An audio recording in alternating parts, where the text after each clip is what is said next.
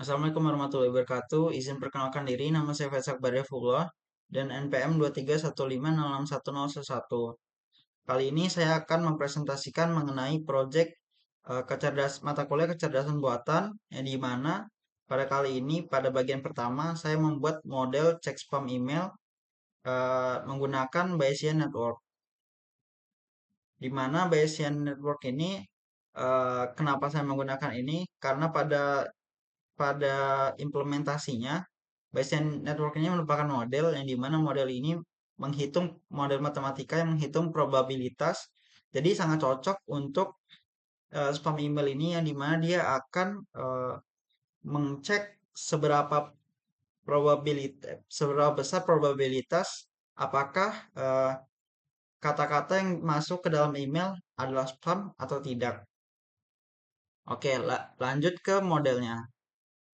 Jadi yang pertama ini saya mendapatkan eh, dataset dari Kaggle yang dimana berisikan data-data spam yang dimana pertama-tama terdapat import library yang dimana import library ini terdiri dari untuk pandas yang dimana dia untuk mengelola data, lalu RA ini untuk memanipulasi string berbasis regex, lalu terdapat struktur utamanya dari Bayesian Network, lalu Bayesian Estimator artinya untuk mengestimasi yang dimana merupakan sebuah library juga seluruhnya ini. Lalu yang ke ini variable elimination yang mana untuk inferensi probabilistik. Lalu yang terakhir terdapat translator yang dimana untuk mengubah bahasa. Jadi di sini juga menggunakan perubahan bahasa jadi dapat dilakukan di bahasa manapun. Oke, yang pertama ini terdapat definisi kelas pada spam classifier. Jadi pembuatan ini terdapat kelas classifier yang dibuat di mana inisialisasi model, mesin, inferensi, dan kata kunci fitur. Jadi modelnya ini akan dikasih tahu model Bayesian Network, lalu pendefinisian diberi kosong dulu, lalu mendefinisikan sebuah translator merupakan fungsi. Ini translate ini untuk mentranslate. Lalu juga terdapat self fitur ini yang dimana dia ini sebagai alat alat kamus kata-kata yang dimana kunci akan diubah menjadi biner 1 dan 0. Lalu terdapat create feature yang dimana dia ini juga berfungsi sebagai eh, fitur-fitur yang dimana dia akan merubah string teks menjadi lower. Artinya teks itu diubah menjadi lowercase atau huruf kecil. Lalu juga dia mengecek apakah fitur-fitur ini bahwa menggunakan dictionary 1 dan 0. Lalu terdapat def train yang dimana di sini merupakan blok kode di mana dia akan eh, mempelajari sebuah dataset tersebut, di mana akan melatih model dengan pertama-tama akan membaca file yang dimana file path ini akan dibaca di akhir ini spam csv ini. Lalu juga akan selanjutnya ke df rename mengubah kategori satu menjadi kategori video untuk message. Lalu drop. Nah, ini artinya dia akan menghapus in place-nya sama dengan true. Lalu mulai di sini di mana dia ini fitur df message di mana akan gabungkan fitur dan label yang dimana ham sama dengan 0 dan spam itu sama dengan 1. Lalu juga save model ini akan berisikan jika ada kata hadiah maka dia akan kemungkinan terdapat spam gitu.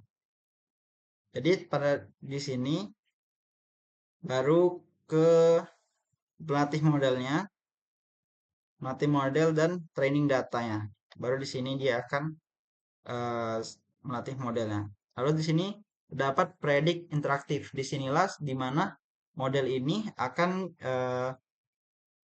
menampilkan sebuah output yang akan kita coba di terminal. Oke, lanjut. Lalu juga ini akan menghasilkan perhitungan di mana akan menghasilkan probabilitas prediksinya spamnya berapa.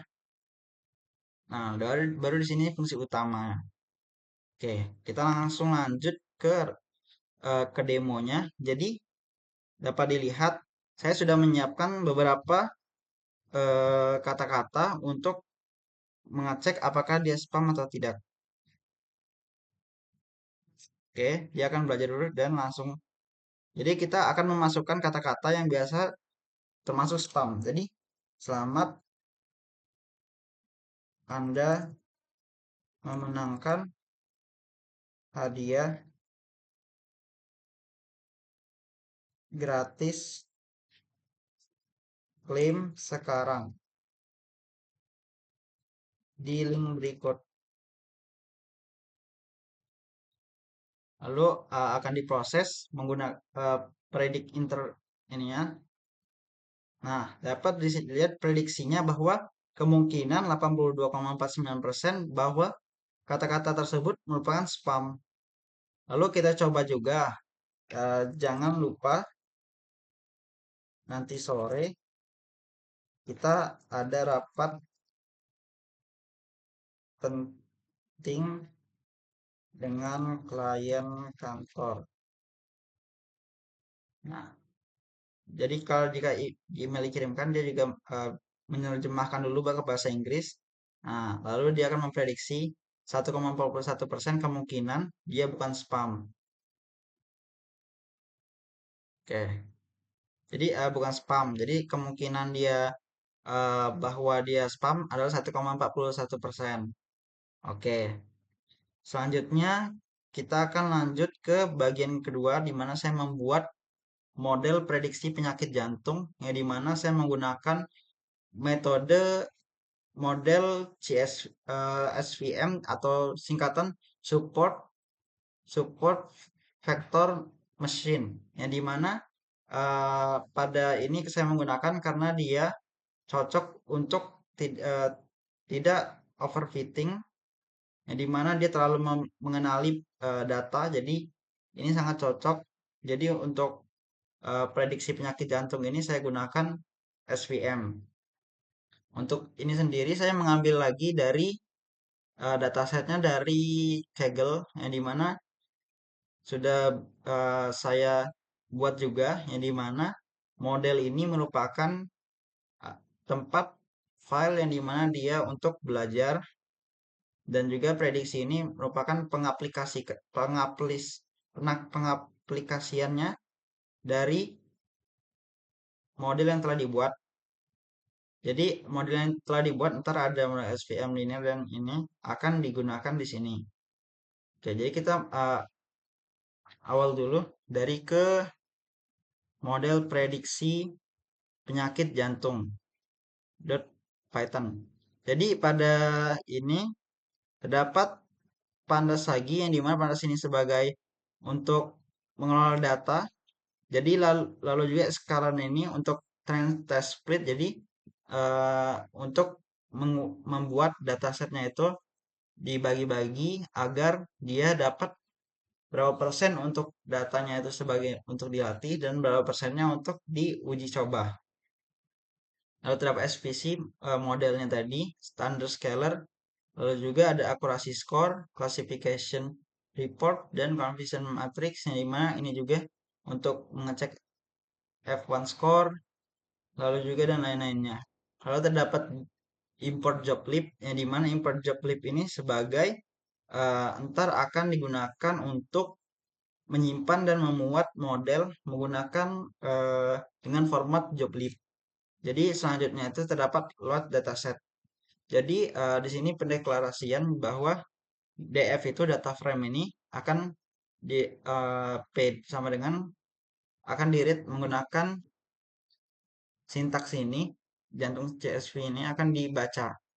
Lalu dia akan menampilkan 5 baris teratas dari DF ini atau data frame atau jantung CSV ini dan infonya dari dataset, deskripsinya.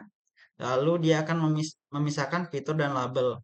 Jadi X ini sebagai kondisi artinya DF data frame drop artinya kan seluruhnya dihapus kecuali condition. Makanya Y ini df ini sama dengan condition. Artinya dia akan eh, hanya memakai yang condition saja. Nah, jadi lalu selanjutnya terdapat split dataset. Jadi extend ini sebagai sintaks ini 0,3 test size artinya yang akan dites atau yang akan diuji sekitar 0,3% atau 30% dari dataset. 70%-nya dilakukan untuk pelatihan modelnya. Lalu scalar ini seperti ini tadi, standar scalar untuk menormalisasikan uh, ini standar scalar ini. Jadi dia akan menormalisasikan, lalu juga extend scalar ini untuk mengtrain dan tesnya. Lalu daftar kernel.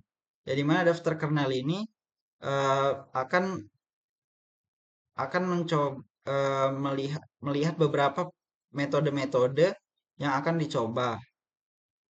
Yang dimana daftar ini menggunakan SVM tadi yang akan dicoba ada linear, poly, RBF, dan sigmoid. Lalu hasilnya akan menyimpan di dictionary results atau tempat untuk menyimpannya. Lalu terdapat loop di mana core artinya untuk kernel di kernel ini artinya melakukan proses berikut setiap jenis dari kernel ini maka akan memprint menampilkan kernel yang sedang diproses, lalu membuat model CSV tertentu pada parameter C sama dengan 1 dengan gamma scale. Lalu melatih model menggunakan data latih yang sudah dinormalisasi. Lalu juga ini melakukan prediksi terhadap data ujinya. Nah, lalu di sini ACC ini menghitung akurasi, confusion matrix ini yang eh, CM ini, lalu juga dan classification report. Maka akan muncul akurasinya dan ini akan dilihat di output mentah. Lalu selanjutnya akan cari kernel dengan akurasi tinggi. Jadi dia akan mengambil uh, akurasi yang paling terbaik dari kernel metode-metode yang sudah digunakan. Jadi akan yang dipilih akurasi tertingginya berapa gitu. Lalu joblib um, modelnya akan simpan menggunakan joblib format joblib. Nah, kita akan run. Sebenarnya udah ada di sini bahwa modelnya sudah ada, tapi ini hanya menampilkan lagi. Jadi akurasinya ini tertinggi 0,81 artinya sekitar 81%. Nah, lalu kembali ke prediksinya. Jadi pada prediksinya ini kita akan memuat model di mana modelnya ini eh, model dan scalar, artinya model dan normalisasinya tadi. Lalu joblib.load artinya dia akan mengambil maksudnya memproses joblib tadi yang udah dibuat lalu sudah dimuat lalu dia akan menghasilkan output untuk mengetes bahwa ini nah baru dinormalisasi tadi lalu hasilnya akan diprediksi menggunakan sintaks ini lalu pendeteksian tadi akan jika prediksinya sama dengan 1 maka dia akan keluar output pasien mungkin mengalami penyakit jantung. Jika tidak, maka akan keluar output pasien mungkin tidak mengalami penyakit jantung.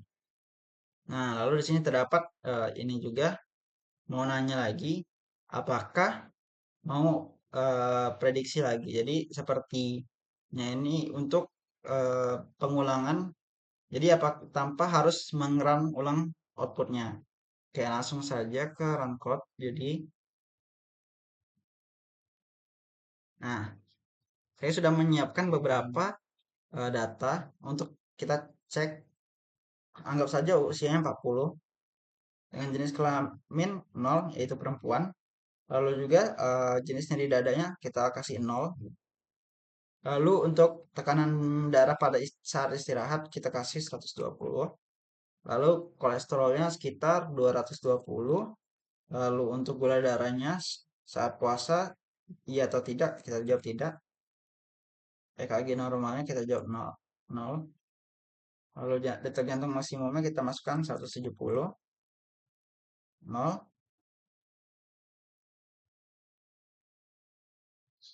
0.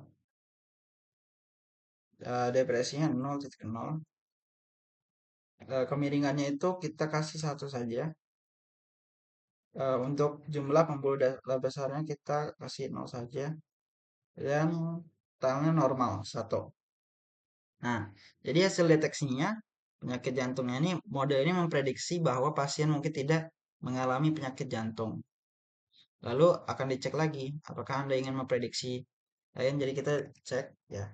Maka kita akan ngecek selanjutnya bahwa yang akan memprediksi bahwa dia termasuk penyakit jantung. Jadi masukkan kita masukkan umur dia 68 dengan jenis kelamin pria dengan nyeri dada 2 dengan tekanan darah 150. Kita ambil tengahnya untuk ambang batasnya apakah dia dapat penyakit jantung apa enggak. Melihat akurasinya tadi yang cukup besar. Jadi kolesterolnya itu 250. Lalu gula darahnya saat saya. Lalu ini EKG-nya 2. Lalu detak jantungnya kita masukkan 120.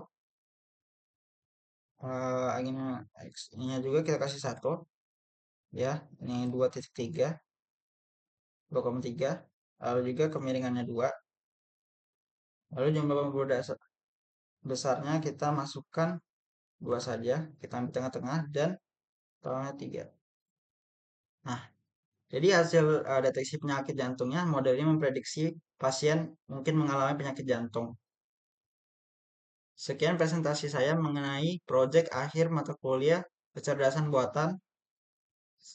Saya pamit undur diri. Wassalamualaikum warahmatullahi wabarakatuh.